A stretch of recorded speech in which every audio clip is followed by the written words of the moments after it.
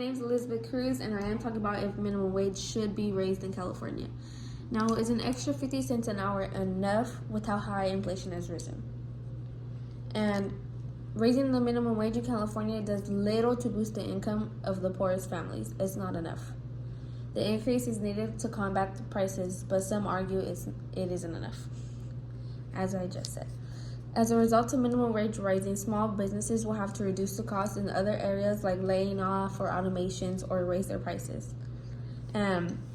Chris Van Gorder says that any cost a small business incurs comes from an already strained bottom. So small business owners are still recovering from the economic effects of the pandemic.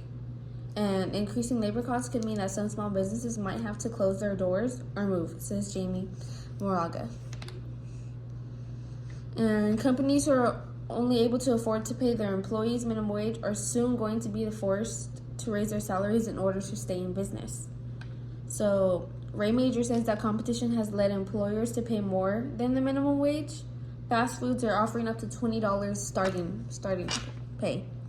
Raising the minimum wage to $15.50 will not solve anything. Of course, they're like, for example, In-N-Out, they pay $17 an hour starting pay. That's already more than minimum wage, and they're only offering $15.50. The increase will give a boost to those who particularly need it due to the high inflation level. Of course, Ellen Jin explains that because of the tight labor market, many businesses have already forced the wage above minimum wage. Fewer workers and businesses will be impacted by the increase. Like I said, many businesses have already starting more than $15.50 because that's something they needed to do.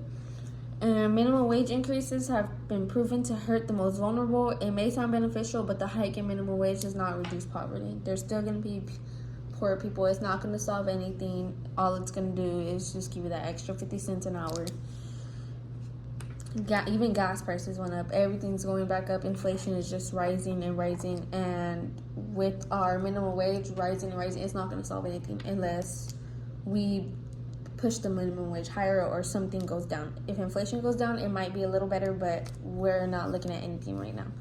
So instead of increasing the cost of everything for employers, the government should just expand job opportunities, which will raise wages for all. The minimum wage increase just destroys job opportunities for teens and keeps the poor in poverty. Like I said, the extra 50 cents an hour isn't really enough and doesn't necessarily do anything. All right. Thank you for listening to my talk.